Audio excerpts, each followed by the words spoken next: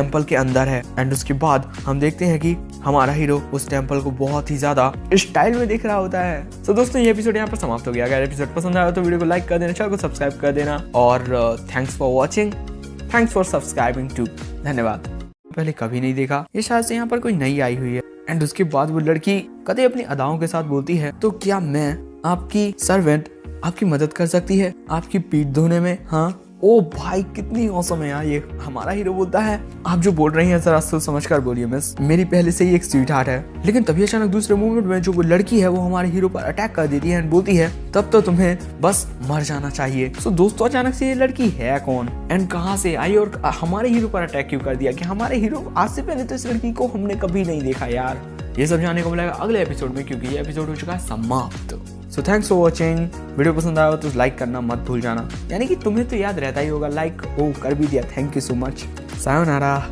तो दोस्तों मैं आ गया हूँ मास्टर्स डेटी के एपिसोड 24 के साथ। तो चलो बिना किसी ज्यादा बकवास के स्टार्ट करते हैं। इस एपिसोड की शुरुआत में हम देखते हैं कि जब उस लड़की ने हमारे हीरो पर हमला किया तो हमारा हीरो उसके हाथ को पकड़ लेता है, यानी कि उसके अटैक को रोक देता है एंड बोलता है कि अब रहने भी दो यार, क्या तुम लोग मेरे ऊपर पीछे से अटैक करते करते थकते नहीं हो? हाँ। लेकिन तभी अचानक वो लड़की वहां पर एक स्मोक बॉम्ब टाइप का फेंक देती है एंड वहां से दूर हो जाती है। ये देखकर हमारा हीरो बोलता है कि एक हिडन वेपन, आखिर तुम कौन हो? एंड उसके बाद हम देखते हैं कि उस लड़की ने अपने कपड़े बदल लिए, इतनी जल्दी है एंड बोलती है कि तुम मुझे अपनी बड़ी बहन बुला सकते हो, मैं एक हत्यारन हूँ बिग ब्रदर। अरे नहीं मैंने गलत बोल दिया, मुझे तो तुम्हें छोटे भाई को लाना चाहिए, है ना? एंड इस लड़की को देखकर हमारे हीरो के अरमान को ज्यादा ही गोते मारने लगते हैं। सो वो भी हैरान हो जाता है कि अरे ये क्या है यार। उसके बाद जो वो लड़की है वो बोलती है, ये हमारे नया तरीके का हथियार है। हमारे इस हथियार की सुगंध को अगर कोई आदमी थोड़ा सा भी स्मेल कर लेता है तो उसके जो लोअर पार्ट्स हैं वो काफी ज्यादा फूलने लगते हैं, जब तक कि वो आदमी चलने में बिल्कुल असहाय ना हो जाए। हमारा हीरो बोलता है तभी गुस्से में, तुम्हें क्या लगता है कि आखिर इस तरीके का कोई ड्रग का तुम यूज करोगे, आखिर से तुम्हें क्या फायदा है? वो लड़की बोलती है, तो मेरे प्यारे छोटे भाई तुम्हें पता है कि आखिर मैं तुम्हारे पीछे यहाँ क्यों आई? तो जरा अच्छे से मुझे द एलिमेंट होनिक पिल दे दो, वरना तुम्हारी ये जो बहन है वो तुम्हें मार देगी। उसकी बात सुनकर हमारा हीरो बोलता है, क्यों ना मैं तुम्हें सच्चाई से वाकिफ करा दूं। मेरे पास द एलिमेंट होनिक पिल के लिए शुरुआत से कोई फॉर्मूला नहीं था और जो आदमी ये सारी अफवाहें फैला रहा है वो बस मुझसे बदला लेना चाहता है। उसके बाद वो लड़की अपना एक हथियार निकालते हुए बोलती है, तुम्हें क्या लगा मैं तुम्हारी इस फालतू की बकवास पर यकीन कर लूंगी? तुम्हारे सिर से लेकर पैर तक तुम्हारी बॉडी पर ये अजीब तरह की कोई चिपचिपा पदार्थ, ये देखकर मुझे सब कुछ समझ में आ रहा है कि ये उसी का एक साइड इफेक्ट है।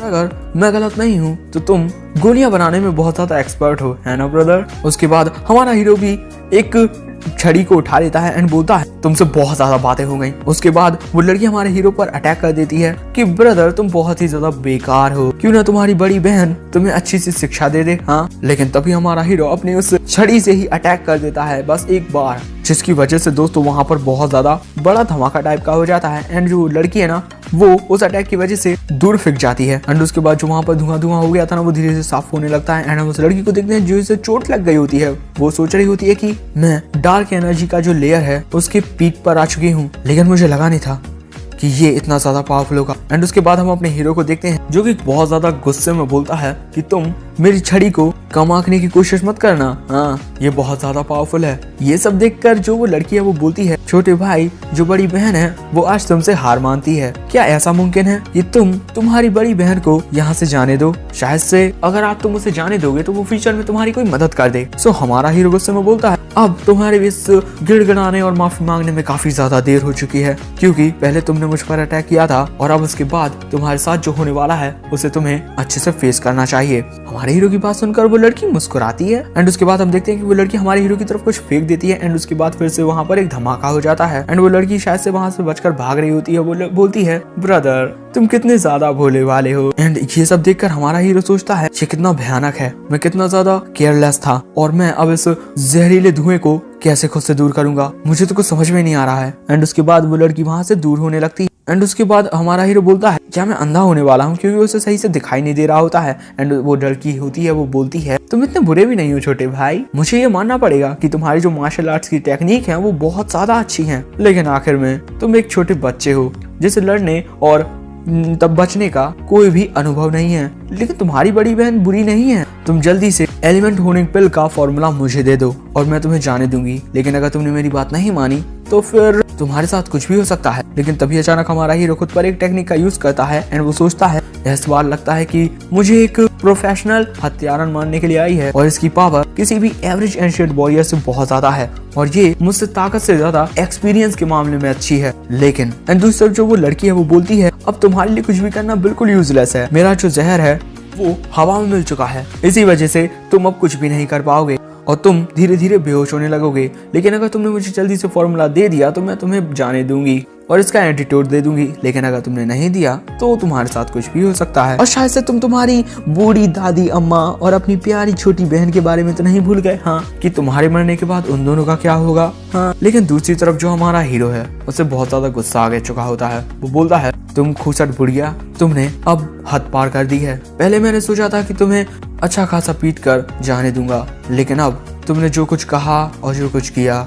उसने मेरा दिमाग खराब कर दिया है। एंड दोस्तों हमारे हीरो के अंदर से ना बहुत ज्यादा एनर्जी निकल रही होती है एंड ये देखकर वो लड़की सोचती है अब इस बच्चे को देखकर ऐसा लगता है कि ये लड़ने में सीरियस हो चुका है, पहले मुझे सब कुछ देखना पड़ेगा कि आखिर ये किस तरीके से अटैक करता है। एंड उसके बाद वो लड़की दूर होने लगती है एंड बोलती है मैं राक्षसा पूरे के पूरे वेस्टर्न रीजन पर राज करती हूँ और ना जाने मैंने अभी तक कितने ही लोगों को मार दिया है और मुझे लोगों को मारने में बस चुटकी भर का देर लगती है। तुम्हें क्या लगता है क्या तुम्हारे जो प्रियजन है वो भी ज्यादा देर तक जिंदा रहेंगे? क्योंकि जो लिटिल ब्रदर है वो मेरी बात नहीं मान रहा है, इसी वजह से अब मुझे थोड़ा बुरा बनना ही पड़ेगा। दोस्तों हम देखते हैं कि हमारा हीरो रिकवर हो चुका होता है लेकिन वो अभी भी कुछ सही से देख नहीं पा रहा होता है। वो बोलता है उसने अपनी सांस लेने के सारे रास्तों को छुपा दिया है। लेकिन तभी हमारे हीरो को के पीछे से कुछ आवाज आती है। हम देखते हैं कि दोस्तों ये तो एक प्यारा सा खरगोश है, लेकिन दोस्तों खरगोश के साथ एक लोमड़ी भी होती है जो कि बड़े ही आराम से बिल्कुल खरगोश के कदमों के साथ ही हमारे हीरो पर अटैक करने के लिए आ रही होती है।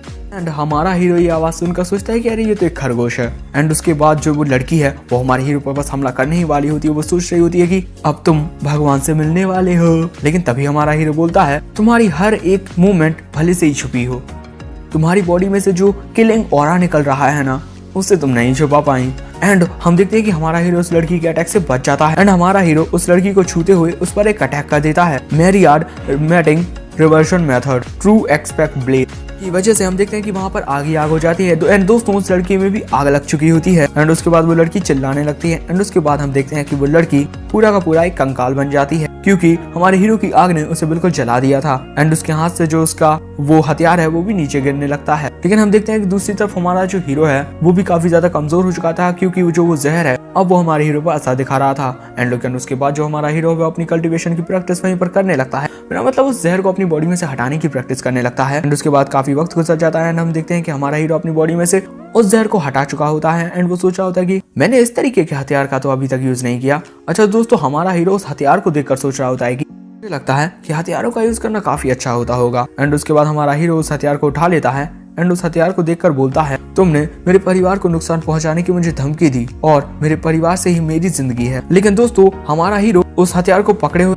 इसकी वजह से ना जाने हमारे हीरो को क्या हो जाता है। हमारा हीरो तभी अचानक नदी के किनारे के पास जाता है एंड उस हथियार को नदी में फेंक देता है। एंड वो सोचता है मुझे लगा था इस तरह की लड़की को मारने में कोई बुराई नहीं होगी जो इसने ना जाने कितने ही लोगों को मारा हो और जो कितनी ज्यादा बुरी हो, लेकिन मैंने सोचा नहीं था उसकी वजह से मुझे थोड़ा अजीब फील होगा। एंड उसके बाद हम देखते हैं कि हमारा हीरो मस्त जाने लगता है एंड दोस्तों वो नदी के पास जाने लगता है नहाने के लिए। एंड वहीं पर कोई और भी बैठा हुआ होता है। हमारे हीरो को नदी में से नहाने की आवाज आती है तो वो सोचता है कि शायद से नदी में कोई और नहा रहा है इस वक्त। लेकिन जब हमारा हीरो उस पर्सन की तरफ देखता है जो नदी में इस वक्त नहा रहा है वो होती है सिस्टर जिनफेंग, मेरा मतलब हमारा हीरो उसे इस नाम से बुलाता है। एंड दोस्तों ये होती है एक लड़की जो कि कतई ज्यादा खूबसूरत है एंड वो हाँ इस नदी में नहाने के लिए आई है, वो भी इतने दिन दहाड़े। क्या चल रहा है आजकल भाई, दिन में कौन नहाता है। सो अगर तुम लोग जानना चाहते हो कि आगे के एपिसोड में क्या हुआ तो अगले देखना पड़ेगा अगला एपिसोड, क्योंकि ये एपिसोड हो चुका है समाप्त। सो अगर ये एपिसोड पसंद आया तो वीडियो को लाइक करना, चैनल को सब्सक्राइब करना। Thanks for watching, sayonara. दोस्तों मैं आ गया हूँ मास्टर सडेटी के एपिसोड 25 के साथ। चलो मैं ना किसी ज्यादा देर के स्टार्ट करते हैं। तो पिछले एपिसोड में जैसा कि हमने देखा था कि हमारे हीरो पर जिस लड़की ने अटैक किया था हमारा हीरो से मार चुका होता है। एंड जब वो उसके हथियार को उठाता है तो उसको ना जाने अजीब सा फील होने लगता है। सो वो उसके हथियार को नदी में फेंक देता है। एंड उसके बाद जब वो नहाने के लिए जाता है तो उसे महसूस होता है कि नदी में अभी इस वक्त कोई और नहा रहा होता है। एंड जब वो उस पर्सन को देखता है जो नदी में नहा रहा है दोस्तों वो एक लड़की होती है। एंड उस लड़की को देखकर हमारा हीरो बोलता है कि सिस्टर जिनफेंग। और इस एपिसोड की शुरुआत में हम देखते हैं कि जो वो लड़की वहाँ पर नहा रही उसे कुछ आवाजें आती है। वो कहती है कि मुझे लगता है कि ये मेरा वहम होगा, क्योंकि मुझे अभी भी ऐसा लगा कि मेरे पीछे कोई है। हम देखते हैं कि पेड़ के पीछे हमारा हीरो छुपा हुआ होता है, जो सोच रहा होता है कि सिस्टर जिनफेंग तो काम करने के लिए शहर चली गई थी, है ना, तो आखिर वो यहाँ पर क्यों है। हमारा हीरो ना बड़ा ही सच का बनकर अपने आंखों पर अपना हाथ रख लेता है, 2 उंगलियों से देखता है एंड सोचता है जब से मैं एक छोटा बच्चा था तब से लेकर अब तक मैं सिस्टर जिनफेंग को अपनी बड़ी बहन मानता आया हूँ, मैं उनके बारे में गलत नहीं सोच सकता। लेकिन दोस्तों तभी अचानक उसके दिमाग में विचार आ जाते हैं। एक बुरा विचार उसे बोलता है, अबे देखना इतनी दूर से तो देख रहा है, तुझे क्या ही दिखाई देगा। दूसरा वाला थॉट बोलता है, उसे पता भी नहीं कि तू उसे देख रहा है, अब यार तू बड़ा हो चुका है, सो उसे देखने में बुराई क्या है। सो हमारा हीरो उस पर चिल्लाता है, अबे तुम दोनों तो दोनों ही बुरे हो, कम से कम एक अच्छा होना चाहिए था, एक बुरा। अबे तू एक डेविल है ना, तो एंजल वाला कहाँ है। दोनों के दोनों डेविल आ गए एंड वो बस दूर से देख रहा होता है। वो सोचता है मैं इस तरीके का लड़का नहीं हूँ जो इस तरीके की गंदी हरकतें करूंगा। एंड उसके बाद हमारा हीरो वहां से जाने लगता है। उसका जो बुरा वाला थॉट है ना, वो बोलता है वाह कितनी स्ट्रॉन्ग है इसकी विल पावर। हमारा हीरो बोलता है मैं बगल वाले तालाब में जा रहा हूँ। उसके बाद हमारा हीरो बगल वाले तालाब में नहाने के लिए चला जाता है। देखो दोस्तों हमारे हीरो ने काफी अच्छी बॉडी बना ली है। हमारा हीरो मस्त नहाते हुए बोलता है फेयरी लेक सच में बहुत ही ज्यादा अच्छी जगह है, ये ठंड के टाइम पर बहुत ज्यादा गर्म होती है और गर्मियों में बहुत ज्यादा ठंडी। मेरी ग्रैंडमा तो ये तक कहती है कि ये एक ऐसी नदी है जहाँ पर खुद परियां आती है नहाने के लिए, लेकिन मुझे लगता है कि ये सिर्फ एक लेजेंड है। लेजेंड मतलब कथा कहानियां। एंड उसके बाद हमारा हीरो नहाने लगता है एंड वो सोच रहा होता है कि बचपन में कैसे मैं लिu शुक्वी और सिस्टर जिनफेंग एक साथ नहाते थे। हमारा हीरो मस्त नहा रहा होता है एंड सोच रहा होता है कि सच में वो कितने अच्छे दिन हुआ करते थे। हाँ दोस्तों वो सभी एक दूसरे के साथ कितना ज्यादा हंसी मजाक किया करते थे, कितना ज्यादा अच्छा टाइम स्पेंड किया करते थे एक दूसरे के साथ। लेकिन तभी अचानक हमारे हीरो को रियलाइज होता है कि पानी के नीचे उसके नीचे कुछ है। तो तभी हमारा हीरो थोड़ा चौकन्ना हो जाता है एंड उसके बाद तभी उसे एक मछली दिखाई देती है जो कि सुनहरे कलर की थी। एंड उस मछली को देखकर हमारा हीरो बोलता है आखिर इस तालाब में मौजूद एक कैसी मछलियां हैं, इंसानों से भी नहीं डरती। उसके बाद हमारा हीरो उस मछली के पीछा करने लगता है। वो सोचता है अरे अरे ये मछली तो सच में एक एशियन अरोवाना है।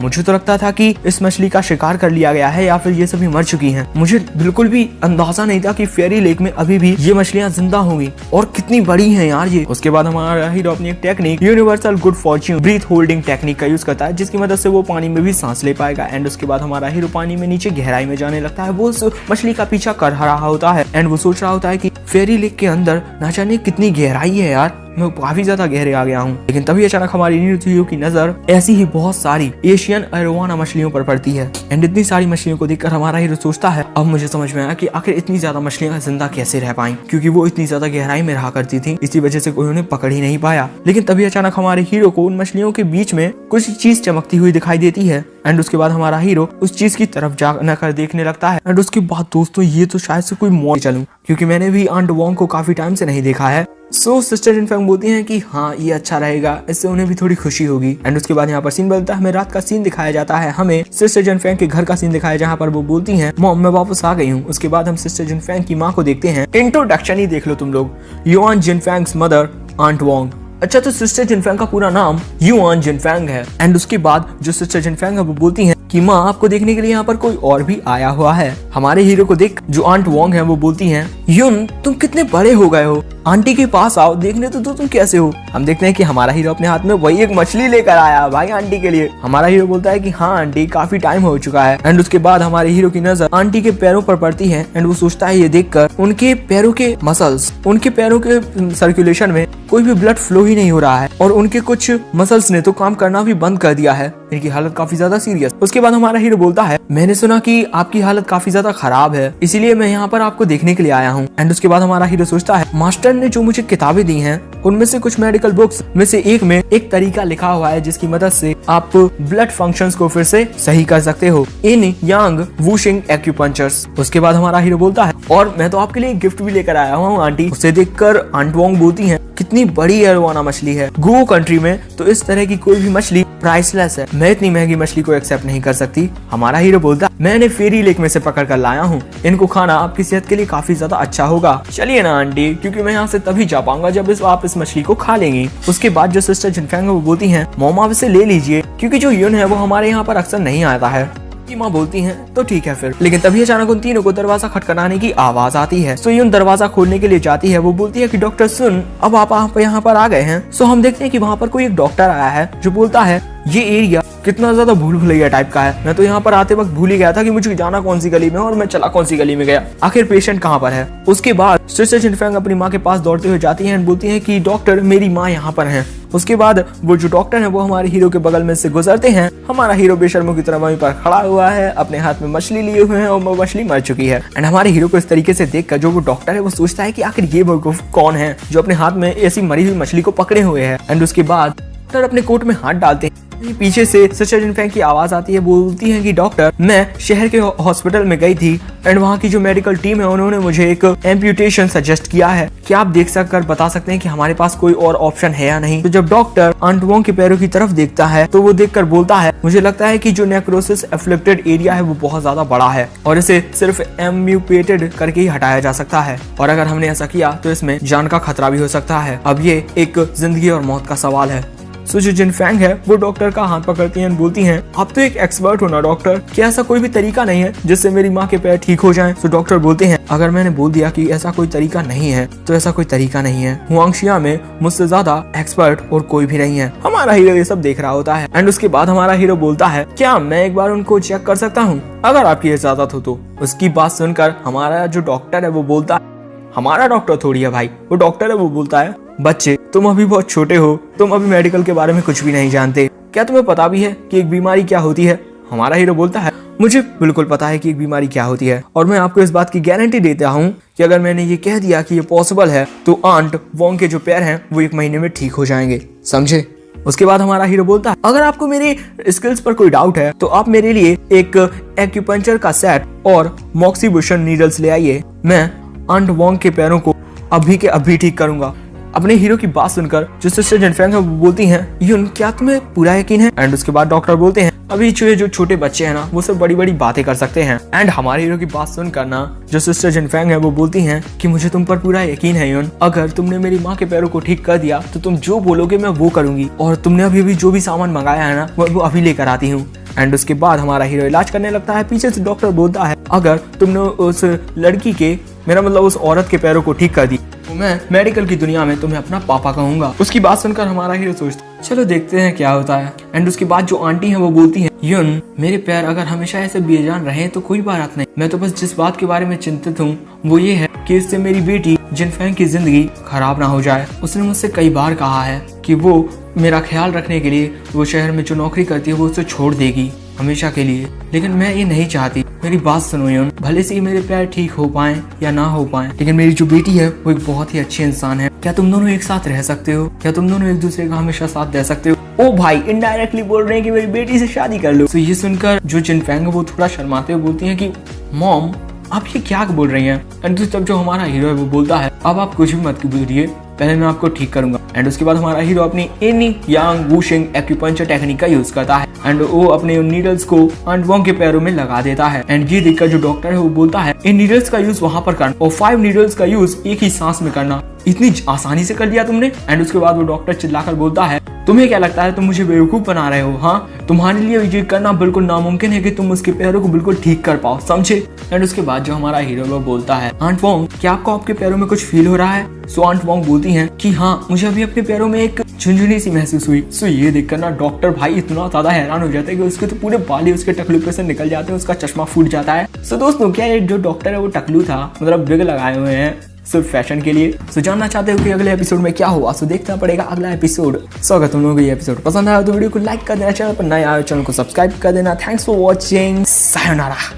तो दोस्तों मास्टर्स एडिटी के एपिसोड 28 के साथ चलो बिना किसी बकवास के स्टार्ट करते हैं। तो पिछले एपिसोड में जैसा कि हमने देखा था कि जिस गांव में हमारा हीरो था उस गांव में अब एक खतरनाक आदमी आ चुका होता है जिसके पास बहुत ही ज्यादा डार्क पावर होती है, लेकिन जो हमारा हीरो है वो उसकी पावर को सेंस कर लेता है एंड उसके बाद वो सभी लड़ने लगते हैं। लेकिन जो वो आदमी वो बहुत ज्यादा खतरनाक था, तो वो अपने एक ही वार से चेन क्यूआन को दूर फेंक देता है एंड उसके बाद वो हमारे हीरो पर अटैक कर रहा होता है। एंड दोस्तों जो वो आदमी है वो डार्क एनर्जी के 4th लेयर पर होता है और इस एपिसोड की शुरुआत में हम हमारे हीरो को देखते हैं जो कि जैसे ना तैसे उसके अटैक से बच जाता है और बोलता है कि हे भगवान। एंड उसके बाद हम देखते हैं कि चेन क्यूआन का चाबुक आने लगता है एंड चेन क्यूआन का चाबुक उस आदमी को पकड़ लेता है। सो वो आदमी बोलता है अच्छा तो तुम अभी मुझसे लड़ सकते हो, हाँ। एंड दूसरी तरफ हम चेन क्यूआन को देखते हैं जो कि अपनी बहुत ज्यादा बुरी हालत में होता है एंड वो बोलता है सर इस आदमी का नाम शियू असुरा है और ये इस वक्त डार्क एनर्जी के 4th लेयर पर है, हमें यहाँ से चले जाना चाहिए। उसकी बात सुनकर हमारा हीरो उस लड़की को याद करने लगता है एंड सोचता है असुरा, राक्षसा,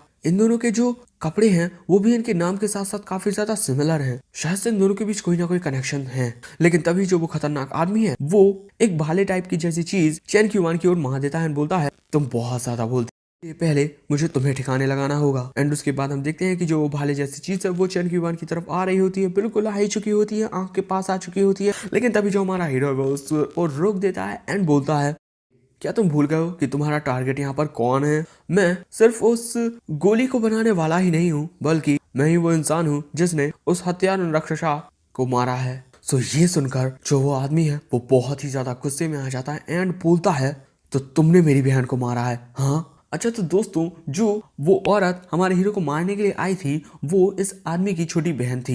लेकिन तभी जो हमारा हीरो है वो चलकर झाड़ियों की तरफ जाने लगता है एंड बोलता अगर तुम मेरा पीछा करना चाहते हो मुझसे बदला लेने के लिए तो वहां पर किसी बेवकूफ की तरह खड़े मत रहो। सो ये सुनकर उस आदमी को और भी ज्यादा गुस्सा आ जाता है एंड वो बोलता है बच्चे, मैं तुम्हें टुकड़ों में काटने वाला हूँ, तुम देखना। एंड उसके बाद वो आदमी भी हमारे हीरो के पीछे जाने लगता है एंड चैन क्यूआन ये सब देख रहा होता है। वो बोलता है मुझे बिल्कुल भी अंदाजा नहीं था कि जो मिस्टर शिव असुरा है वो यहाँ पर आ जाएगा, काश अगर मैं ज्यादा ताकतवर होता। लेकिन उसके बाद वो सोचने लगता है कि आखिर ये सब क्या हो रहा है, आखिर वो दोनों कहाँ पर जा रहे हैं। एंड उसके बाद यहाँ पर सीन बदलता है और हमें सीन दिखाया जाता है जहाँ पर वो दोनों और जंगल की ओर जा रहे होते हैं। वो जो खतरनाक आदमी है वो हमारे हीरो का पीछा कर रहा होता है, हमारा हीरो काफी ज्यादा तेज भाग रहा होता है एंड हमारा हीरो तभी सोच रहा होता है कि मैं इस आदमी को गाँव से जितनी दूर हो सके उतनी दूर लेकर जाना चाहता हूँ। लेकिन मैंने ये नहीं सोचा था कि ये आदमी मेरे पीछे इतनी जल्दी आ जाएगा। यानी कि दोस्तों ये आदमी भी काफी तेज है दौड़ने में। लेकिन दोस्तों उसके बाद वो आदमी बिजली की रफ्तार के साथ हमारे हीरो के पास आ जाता है एंड वो अपनी एक लाश से हमारे हीरो पर अटैक करता है। लेकिन हमारा हीरो उसे डॉच कर देता है, मेरा मतलब रोक देता है उस अटैक को।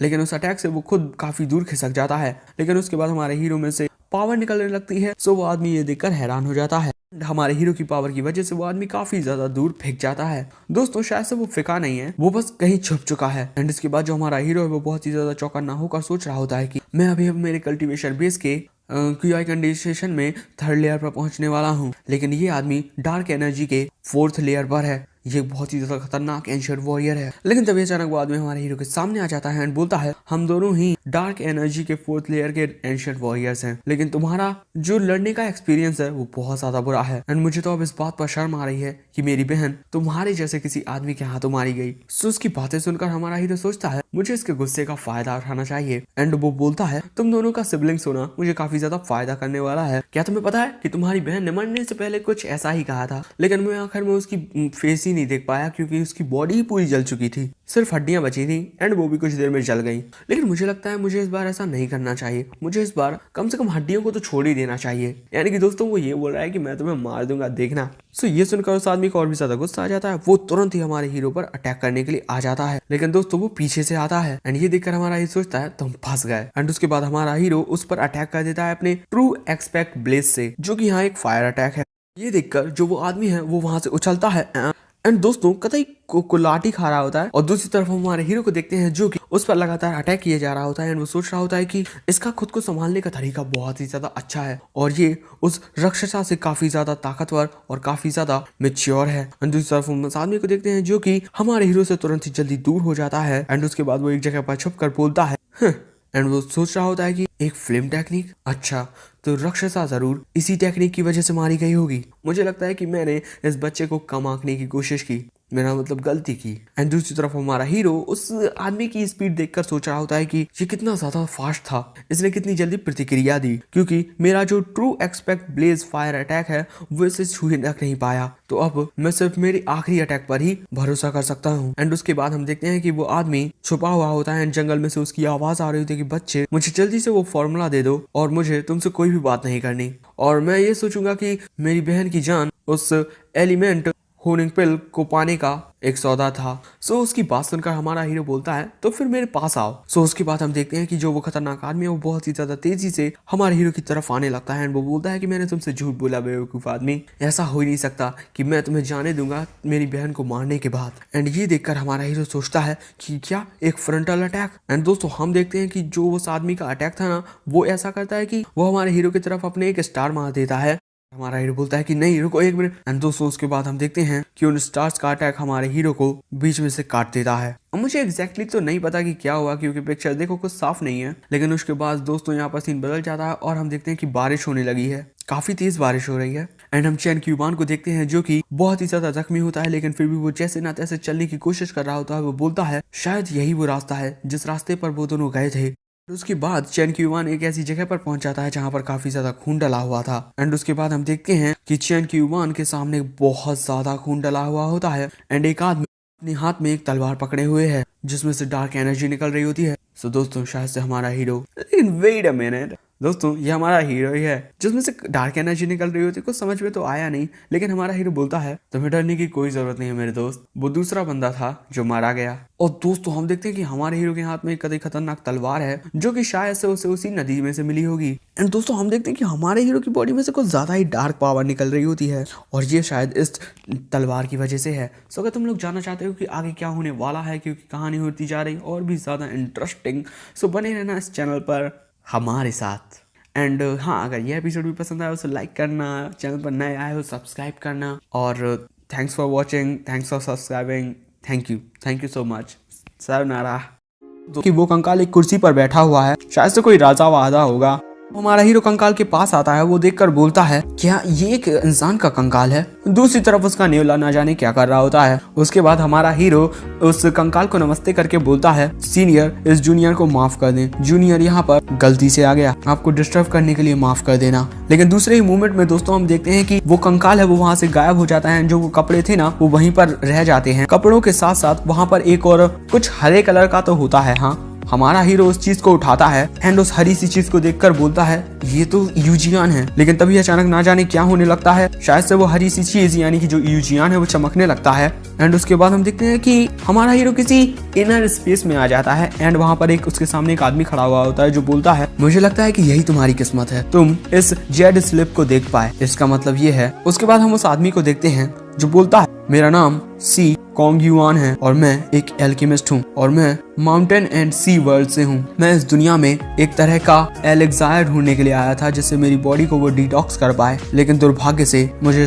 ढूंढने में काफी ज्यादा देर हो गई। मुझे इस बात से कोई फर्क नहीं पड़ता कि तुम कौन हो। मैंने यहाँ पर 3 गोलियां और कुछ स्पिरिट स्टोन्स रखे हुए हैं और मैं उम्मीद करता हूँ कि तुम आने वाले फ्यूचर में माउंटेन्स एंड सीज में जाओ एक लड़की को ढूंढने के लिए जिसका नाम शिया चैन है जो कि आइस एंड स्नो श्राइन में रहती है। दोस्तों और ये आदमी अपनी दुनिया की बात कर रहा है, समझे, माउंटेन्स एंड सीज वर्ल्ड। उसके बाद वो आदमी वो सारी चीजें हमारे हीरो को देकर बोलता है और उससे कहना कि वो बदले के बारे में सोचना बंद कर दे और वो एक अच्छी जिंदगी जीना शुरू करे। उसकी बात सुनकर हमारा हीरो बोलता है माउंटेन्स एंड सीज। हाँ, उसके बाद वो आदमी हमारे हीरो के माथे पर टच करता है एंड बोलता है और ये मेरा आखिरी तोहफा है तुम्हारे लिए। जिसके बाद हमारे हीरो को देखते हैं बहुत ज्यादा दर्द होने लगता है एंड वो काफी चिल्ला रहा होता है। एंड उसके बाद यहाँ पर सीन बदलता है और हमें दिन का सीन दिखाया जाता है, काफी ज्यादा उजाला हो रहा होता है। एंड हम देखते हैं कि कोई आदमी बंधा हुआ है एक सीक्रेट रूम में। दोस्तों ये कोई आदमी नहीं, ये तो औरत है, मेरा मतलब सिस्टर जिन फैंग है जो की एक रस्सियों से बंधी हुई है। आखिर ऐसा कौन कर सकता और आखिर इस तरीके से इन्हें रस्सियों से कौन बांध सकता है। हम देखते हैं कि सिस्टर जिन फैंग बोल रही होती है कि तुम डॉक्टर सुन नहीं हो। आखिर ये सब क्या हो रहा है, किसके बारे में? ये तो भाई डॉक्टर है यार। इस डॉक्टर के हाथ में एक खतरनाक इंजेक्शन हो जाता है एंड वो बोलता है हाँ मैं वो नहीं हूँ, लेकिन मैं उससे कहीं बेहतर हूँ। एंड हम देखते हैं कि दोस्तों वो ये खतरनाक हरे कलर का इंजेक्शन सिस्टर जिनफैंग को लगाने वाला होता है एंड सिस्टर जिनफैंग है वो बोलती हैं आखिर तुम्हें क्या चाहिए, मेरे करीब मत आना। आखिर दोस्तों इस इंजेक्शन में क्या है और ये आदमी ऐसा क्यों कर रहा है और आखिर सिस्टर जिनफैंग ने ऐसा क्यों कहा कि तुम डॉक्टर सुन नहीं हो। तो दोस्तों आखिरकार ये आदमी है कौन और ये ऐसी हरकतें क्यों कर रहा है। सब हो गए तुम लोग एक्साइटेड कि अगले एपिसोड में क्या होने वाला है ना? जानने के लिए तैयार रहना और जानने के लिए तुम्हें ज्यादा कुछ नहीं करना है, अगला एपिसोड देखना है। ये एपिसोड हो चुका है समाप्त। सो अगर एपिसोड पसंद आया हो तो लाइक कर देना वीडियो को, चैनल पर नए आए हो सब्सक्राइब कर देना और इसे अपने परिजनों के साथ शेयर भी कर देना। मुझे पता है कि लोग सब्सक्राइब कर चुके हैं। Thank you for subscribing, thank you for watching, thank you for liking. Sayonara.